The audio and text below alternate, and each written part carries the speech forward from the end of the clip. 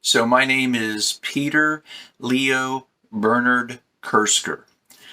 Three of those names I was given at birth, and the fourth one is one that I took when I was confirmed. When I went through confirmation in the Roman Catholic Church, you choose a name at that point as well. And so I have four names, and that's why I have four, and you know what they are. So, what's your name? How many names do you have? And why do you have that many names? Go ahead and press pause and talk about that with your group or your family. And when you're ready to go on, press play to continue.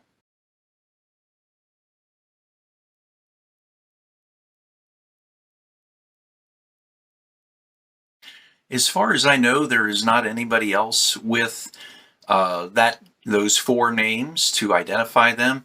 I know that there is a family member, a distant family member named Peter Kersker that lives in another part of the United States, but has a different middle name, and I don't think has that fourth name from confirmation.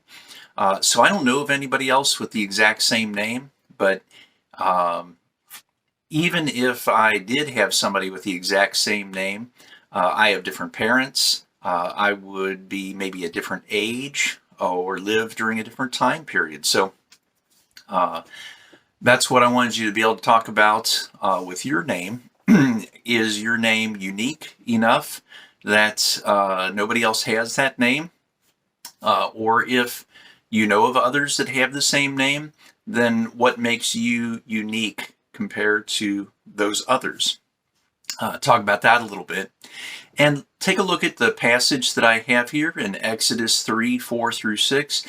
How does God start to separate out from the pack? How does God start to identify uh, God's self to Moses as being different from any of the other gods that Moses knows about?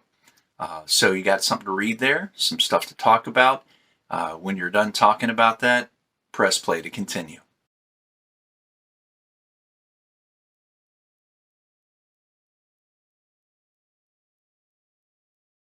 My parents gave me the name Peter because it means rock, and because Peter was one of the 12 apostles, and so um, my dad especially saw it as a very strong name, so that's why they gave me that name.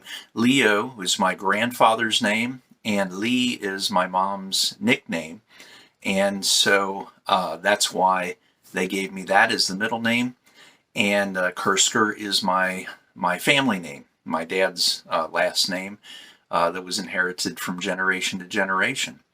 I chose Bernard because that is was my dad's name, and he is the man that I wanted to learn from and model my life after. He is the Christian that I wanted to become like as I was growing up. So that's how I got my names. What do your names mean? Look those up. Take the time to talk about that. And then look at this passage here in Exodus 3 13 and 14 that gives you the meaning of the name of God.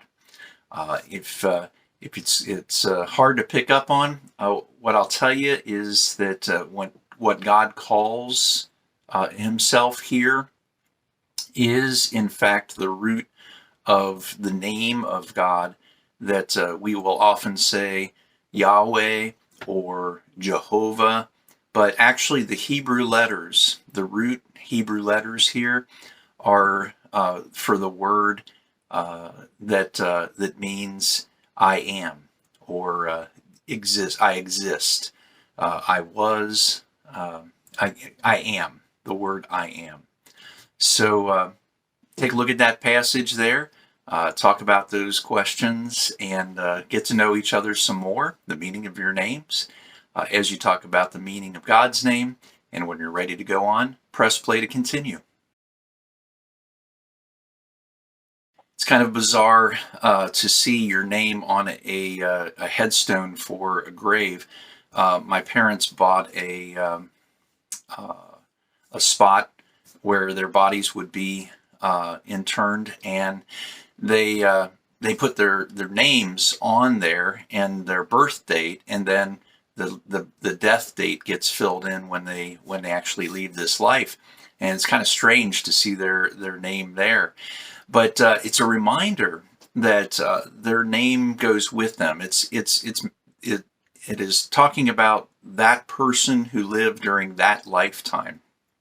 Our name lasts with us as long as we last. And so God's name, interestingly enough, is one that God talks about and then says this statement that God's existence, or God is, or I am, is the statement. That I am statement was true when God was talking with Abraham and interacting with Abraham. It was true with Isaac, which is Abraham's son. It was true with Jacob, who was Abraham's grandson. And it was true with Moses, who was many generations down the line, hundreds of years later. God was still there. God still existed. And if you look at it in Exodus 3:15, God says that name will continue into future generations because I am, or God exists, is true from generation to generation to generation. God's letting us know that God doesn't just live a sort of a human lifetime. God is across all human lifetimes, and God is still with us today. Just a question I had there is, do you know of anyone in the past who has had your name?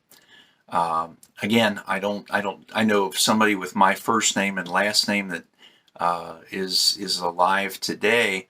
I don't know of anybody with my name from my family tree in the past. Maybe you know of somebody from your family tree or from history that has your name. Our name, though, doesn't last as long as God's name. That's because our lifetime is not as long as God's lifetime. So talk about that, your name and your heritage, and God's name and how long it lasts. And when you're ready to finish up, press play for the last section. So anytime you're reading your Bible and you see the term the Lord, and Lord is in all capital letters, L-O-R-D, are all capitalized, what that's letting you know is that behind the scenes in the Hebrew, it is the name that God gave to Moses on that day. Like I said, sometimes we'll refer to that name as, scholars will talk about it being the Tetragrammaton. Some people will refer to that as the name. Lots of times you'll hear pronunciations like Yahweh or Jehovah, but behind the scenes, those letters we really don't know how to pronounce because people revered that so much. They had so much respect for the name that they wouldn't even say it with fear that they would say it in a way that was disrespectful to God. And so they didn't want to say the name of God in vain, and so they would just simply not say the name of God at all.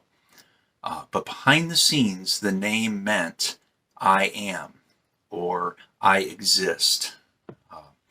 And so as you finish up here, there's a lot of passages here that start to then fill in the picture about God's name and how important it is to respect God and the name of God and what the name means, which is that God is real, that God exists, that God has existed in the past, dating all the way back to Adam and Eve, and even before creation.